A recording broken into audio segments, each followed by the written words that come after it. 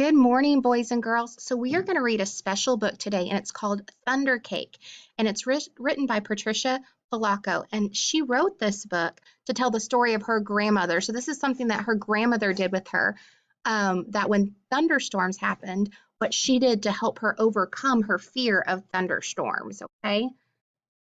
All right, on sultry summer days at my grandmother's farm in Michigan, the air gets damp and heavy. That means it's really humid. Storm clouds drift low over the fields. Birds fly close to the ground. The clouds glow for an instant with a sharp, crackling light. What do you think that is? Lightning, that's right. And then a roaring, low, tumbling sound of thunder makes the windows shudder in their panes. The sound used to scare me when I was little. I loved to go to Grandma's house. Babushka, as I used to call my grandma, had come from Russia years before, but I feared Michigan summer storms. I feared the sound of thunder more than anything. I always hide under the bed when the storm moved near the farmhouse. This is the story of how my grandma, my babushka, helped me overcome my fear of storms.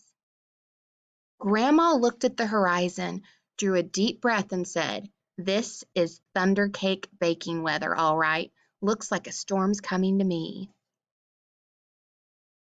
"Child, you come out from under that bed. It's only thunder you're hearing," my grandma said. So you can tell from the picture, how do you think the child is feeling? That's right, she's scared of the storms. The air was hot, heavy, and damp. A loud clap of thunder shook the house, rattled the windows, and made me grab her close. "Steady, child," she cooed. "Unless you let go of me, we won't be able to make thunder cake today." "Thunder cake?" I stammered as I hugged her even closer. "Don't pay attention to that old thunder. Check to see how close the storm is getting. When you see the lightning, start counting real slow. When you hear the thunder, stop counting. That number is how many miles away the storm is. Understand?" she asked. "We need to know how far away the storm is so we have time to make cake and get it into the oven before the storm comes, or it won't be real thunder." Her eyes surveyed the black clouds away off in the distance. Then she strolled into the kitchen.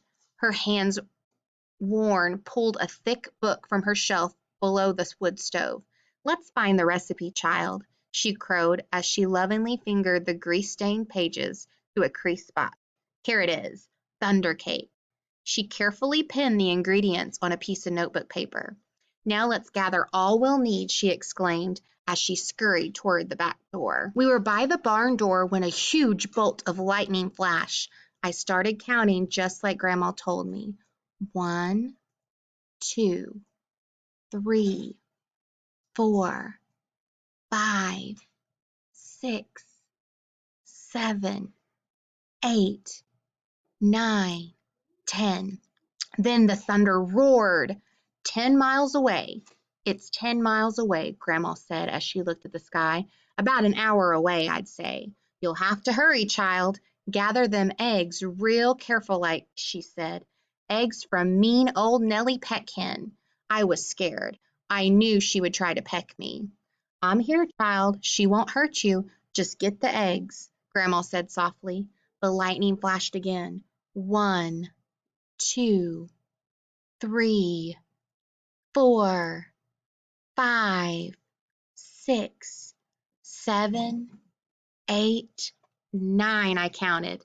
9 miles, Grandma reminded me. "Milk next. Milk from old Kit Cow." As Grandma milked her, Kit Cow turned and looked mean right at me. I was scared. She looked so big. Zip went the lightning. Then 1, 2, 3, 4, 5, 6, 7, 8, I counted. Boom went the thunder. 8 miles, child, Grandma croaked. "Now we have to get chocolate and sugar and flour from the dry shed." I was scared as we walked down the path from the farmhouse, through tangleweed woods to the dry shed. Suddenly the lightning split the sky. 1, 2, 3, 4, 5, 6, 7, I counted. Boom, ba-room, crashed the thunder. It scared me a lot. but I kept walking with Grandma. Another jagged edge of lightning flashed as I crept into the dry shed. 1, 2, 3, 4, 5, 6, I counted. Crackle, crackle, boom, kaboom! The thunder bellowed. It was dark and I was scared. I'm here, child, Grandma said softly from the doorway. Hurry now, we haven't got much time. We've got everything but the secret ingredient. 3 overripe tomatoes and some strawberries, Grandma whispered as she squinted at the list. I climbed high up the trellis. The ground looked a long way down. I was scared. I'm here, child, she said. Her voice was steady and soft. You won't fall. I reached for 3 luscious tomatoes while she picked strawberries. Lightning again. 1, 2, 3, 4, 5, I counted. Ka-bang, boom, ba-room, the thunder growled. We hurried back to the house and in the warm kitchen, and we measured the ingredients. I poured them into the mixing bowl while Grandma mixed. I churned butter for the frosting and melted chocolate. Finally, we poured the batter into the cake pans and put them in the oven together. Lightning lit up the sky. I only counted to 3, and the lightning rumbled and crashed.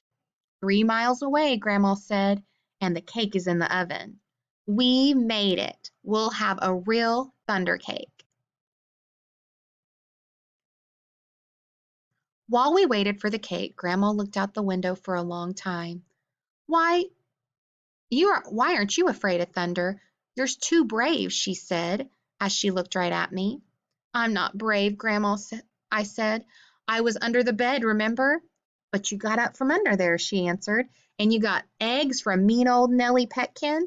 You got milk from old Kit Cow, and you went through Tangleweed Woods to the dry shed. You climbed the trellis in the backyard. From where I sit, only a very brave person would have done all of those things. I thought and thought as the store rumbled closer. She was right. I was brave. Brave people can't be afraid of a sound, child, she said, as we spread out the tablecloth and set the table. When we were done, we hurried into the kitchen to take the cake out of the oven. After the cake had cooled it, we frosted it. Just then, the lightning flashed, and this time it lit up the whole sky.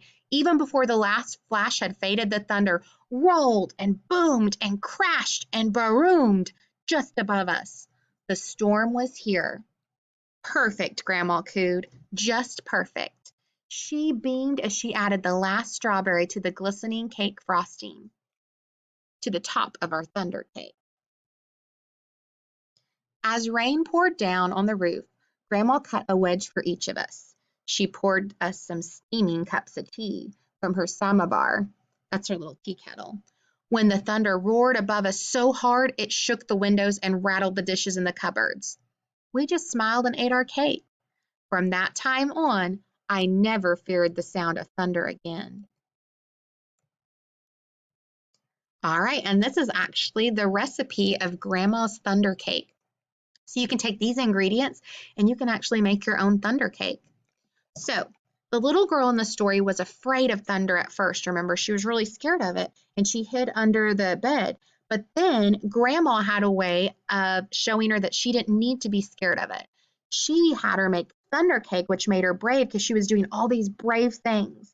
So what I want you to do now is in Seesaw, you're going to record yourself and I want you to tell me if you're afraid of thunderstorms, and if you are, you can tell me some of the things that you do, maybe to make you calm down or to keep you from being afraid. And if you were afraid before and you're not now, tell me how you are not afraid now of thunderstorms, okay?